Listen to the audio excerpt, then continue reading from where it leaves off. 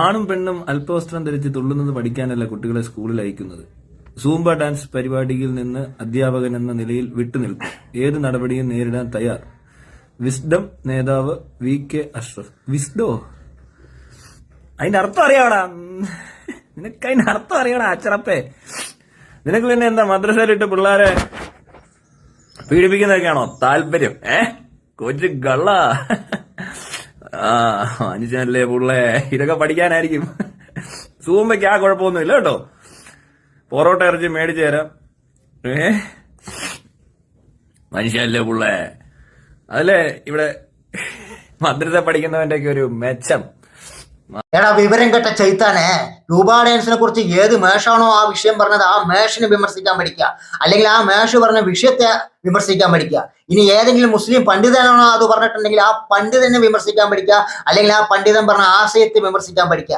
അതല്ലാതെ മുസ്ലിം മദ്രസകളെ മൊത്തത്തിൽ ആക്ഷേപിക്കുന്ന നിന്റെ ഈ തന്തയില്ലാത്ത പരിപാടി ഉണ്ട്, 4 കിട പരിപാടി, അത് 4 മടക്കിട്ട് നിന്റെ കുടുംബത്തിൽ കൊണ്ടുവച്ചാൽ മതി. ഇങ്ങോട്ട് എടുക്കാൻ നിൽക്കണ്ട ചൈത്താനെ, ഇങ്ങോട്ട് എടുക്കാൻ നിൽക്കണ്ട. അതിന് മാത്രമൊന്നും നീ വളർന്നിട്ടില്ലടാ. നീ അതിന് മാത്രമുള്ള തകുതിയുള്ള ഒരു ആളുമല്ല കേട്ടാ.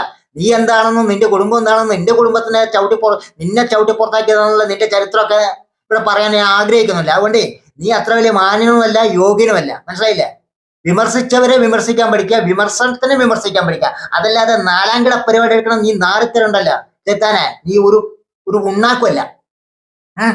അപ്പൊ എനിക്ക് മുസ്ലിം പണ്ഡിതന്മാരോട് പറയാനുള്ളത് എന്താ വെച്ചാല്, നിങ്ങൾ ദീന് പറയേണ്ട സ്ഥലത്ത് ചെന്ന് ദീന് പറയണം. ഇതേപോലുള്ള പബ്ലിക്കിലൊക്കെ കയറി ഇതുപോലുള്ള കാര്യങ്ങൾ പറയുമ്പോൾ ഇസ്ലാമിനെ കരിവാരിത്തേക്കാൻ വേണ്ടി കാത്തുകെട്ട് നിൽക്കുന്ന ഇതുപോലുള്ള ചാവാളിപ്പട്ടികളുള്ള സ്ഥലത്ത് പോയിട്ട് നിങ്ങൾ ദീന് പറഞ്ഞു കഴിഞ്ഞാൽ നിങ്ങൾ നാറില്ല, പക്ഷെ അത് മതത്തിന് വളരെ നാണക്കേട് വരുത്തുന്ന ഒരു പരിപാടിയാണ്. അതുകൊണ്ട് ദീൻ പറയുന്ന സ്ഥലത്ത് ദീന് പറയുക. നിങ്ങളുടെ കുട്ടികളെ നിങ്ങൾ അയക്കേണ്ട ആവശ്യമില്ല. പോണ കുട്ടികൾ പൊയ്ക്കോട്ടെ, മാതാപിതാക്കൾ അയക്കുന്ന കുട്ടികളെ പോയിക്കോട്ടെ. എന്തിനാണ് നമ്മൾ അതിന് വിമർശിക്കാൻ നിൽക്കുന്നത്? അതിന് വിമർശിക്കേണ്ട ഒരു ആവശ്യമില്ല. നിങ്ങൾ ഇങ്ങനെ ആവശ്യമില്ലാത്ത കാര്യങ്ങൾക്കൊക്കെ വിമർശിക്കുന്നത് കൊണ്ടാണ് ഇതുപോലുള്ള ചാവാളിപ്പട്ടികൾ ഇസ്ലാമിനെ നാറ്റിക്കാനായിട്ട് ഒരുങ്ങി നിൽക്കുന്നത്. അത് നിങ്ങൾ മനസ്സിലാക്കണം. അത്ര എനിക്ക് പറയാനുള്ളൂ. വേറെ ഒന്നും പ്രത്യേകിച്ച് പറയാം.